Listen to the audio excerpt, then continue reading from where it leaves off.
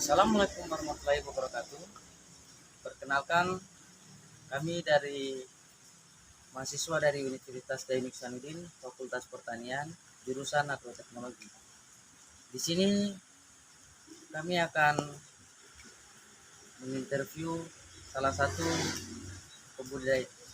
pembudidayaan tanaman anggur yang berada di lokasi belakang SMA 2 di samping futsal 72. Ya, tanpa banyak, kita lanjut saja langsung ke lokasi. Assalamualaikum warahmatullahi wabarakatuh. Di sini kami sudah berada di tempat wisata pembudidayaan tanaman anggur. Langsung saja bersama kopi dan kami wawancarai seputar tanaman anggur. Mungkin langsung saja ya. Di sini saya ingin saya tanyakan ini cara seperti yang kita cara pembudidayaan mulai dari penanamannya, dari bibit-bibitnya ini diambilnya dari mana? Karena kan setelah kita ketahui bahwa di sini di Sulawesi Tenggara tidak ada yang khususnya di Kota Bau-Bau. Namanya kurang disosialisasikan begitu. Ada tapi ya tidak besar-besaran di tanamnya, hanya sebagai kayak tanaman hias begitu. Tidak dibudidayakan massal. Kemudian untuk ini cara penyiramannya bagaimana? Apakah rutin setiap hari atau bagaimana? Di skip dalam jangka waktu 1 minggu atau bagaimana? Kalau untuk durasinya itu karena anggur ini tidak harus pagi sore seperti tanaman lain.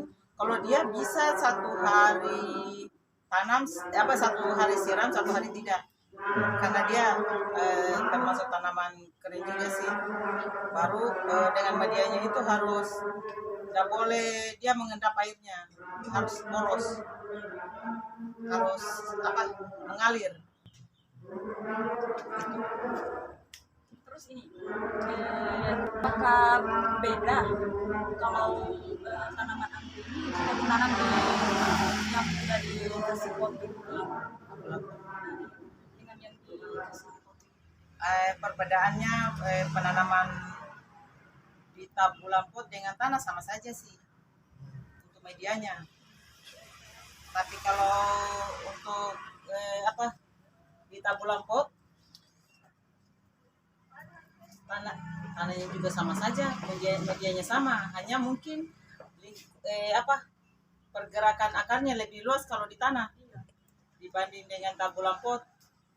Hanya biasa kita untuk mengantisipasi akarnya kurang berkembang, biasa saya pruning akar. Pruning akar itu kalau sudah lama 2 tahun mungkin saya akan pangkas akarnya. Berarti dipangkas. Biasa saya angkat. Tapi kalau besar begini mungkin paling saya gali saya sekitarnya, saya pangkas pakai gunting, baru dikasih lagi media baru. Contohnya kayak ini kemarin, dia embernya begini. Jadi saya angkat, saya pakai kayu, biasa saya kerjakan sendiri bisa itu. Baru saya pangkas nih akar yang sudah tua, yang sudah tidak yang macet, saya pangkas, baru kasih media baru lagi, media tanam baru. Terus untuk pemupukannya bagaimana? Pemupukannya dia sekali seminggu. Menggunakan pupuk anorganik atau pupuk organik? Kalau untuk organiknya sih selang-seling. Kalau untuk organik pakai kohe kambing, kotoran hewan dari kambing. Kalau anorganiknya pakai NPK.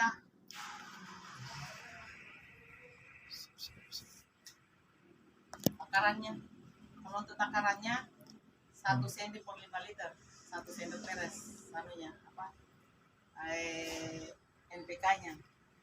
Kalau itu untuk masa pertumbuhan, kalau masa pembuahan pakai pupuk MKP, KNO3 putih dan boron. Kalau untuk organiknya pakai kuhe kambing itu terserah, bebas. Yang penting jangan terlalu banyak supaya tetap poros tanahnya. Kemudian Ibu, apakah kesulitan Ibu membudidaya kembang anggur ini? Kesulitannya itu, kalau untuk kesulitannya sebetulnya kalau kita kerjakan dengan hati senang dan hobi ya tidak masalah sih. Kendalanya biasanya untuk anggur ini dia jamur. Jadi dia harus rutin 1 kali 1 minggu pakai fungisida. Fungisida dengan apa lagi? Insektisida. Fungi dan insek. Kalau fungi kan dari jamur. Kalau inseknya dari binatang kayak hama apa namanya? Kebun, hama trik. Termasuk burung. Burungnya saya bungkus biasa. Saya pakai food cover.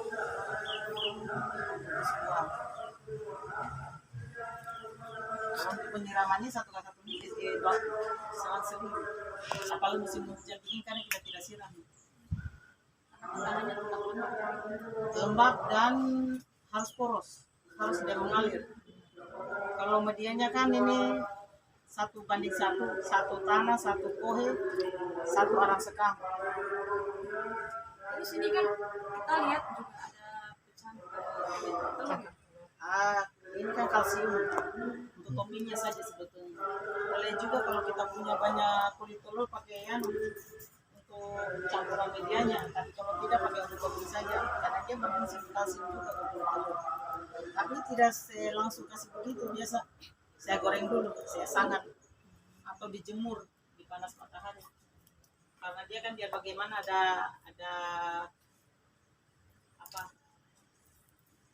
jamur atau bakteri mungkin di kulit telur itu. Jadi biasa saya goreng dulu. Digoreng tidak pakai minyak. Disangan. Dari pembuahan mungkin bentuknya berapa kali dalam Kalau untuk daerah tropis, kalau di daerah subtropis kan dia 1 kali 1 tahun. Tapi kalau untuk daerah tropis, apalagi yang penting kita pakai naungan, pakai atap plastik atau plastik UV. Dia bisa kita buahkan 3 kali 1 tahun. 3 kali 1 tahun itu artinya kalau sudah layak, batangnya sudah layak itu artinya dia batangnya itu sudah sebesar pensil, sudah bisa dibuahkan. Untuk pembuahannya itu nanti sudah dipangkas. Dikasih pupuk pembuahan sebanyak 4 kali 4 minggu berarti kan 1 kali 1 minggu untuk pupuk pembuahan. Pupuk pembuahannya itu tadi MKP, KNO3 sama boron. Itu untuk pupuk pembuahan. Kalau kita sudah belikan selama 4 minggu, kita pangkas nih. Pangkas kalau sudah tumbuh itu muncul nih bunga. Kalau tidak dipangkas tidak berbunga juga.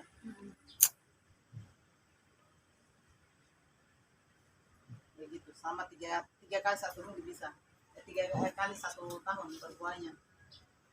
Ibu kan ini banyak yang merah-merah di atas ini, ada yang putih itu tanda apa?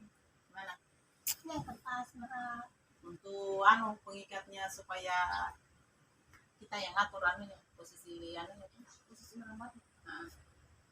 Bisa pangkas misalnya, baru saya kasih Dormex untuk menumbuhkan tunas baru.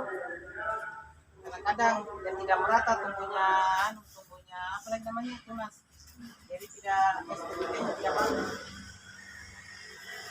Jadi saya pangkas semua sehabis daunnya, termasuk batang-batangnya saya simpahkan 2 mata tunas. Baru saya saya semprot pakai fungisida. Besoknya saya oles pakai Dormex untuk menumbuhkan tunas baru. Ya ini termasuk perbanyakan ini. Hasil pangkasan dari pruning ini, batang-batangnya itu saya tancap di sini. Iya, setelah nanti seperti ini dipisah-pisahkan lagi.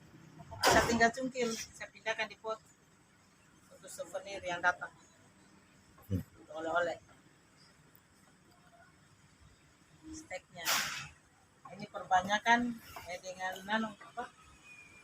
stek. Saya disambung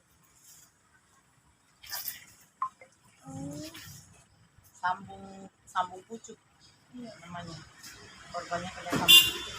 Karena ini kan kemarin saya beli online, ternyata ini anggur lokal.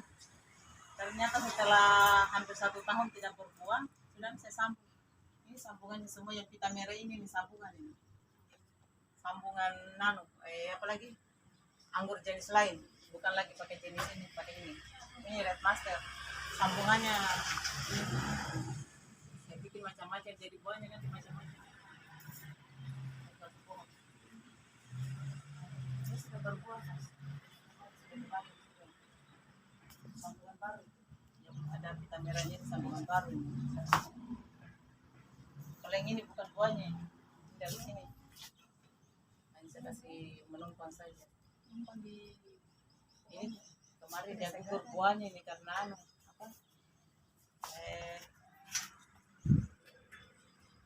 kayaknya penyemprotannya dia kena kuning dan gugur. Cuman harusnya lebih banyak lagi ini buahnya. Ini namanya transfigurasi. ini anggur jenis apa? Asalnya masih berperang ini dari Ukraina. Rata-rata anggur impor. Yang genja-genja itu anggur impor. Tapi yang lebih cocok Ukraina. Lebih berjaya di Indonesia anggur impor dari Ukraina.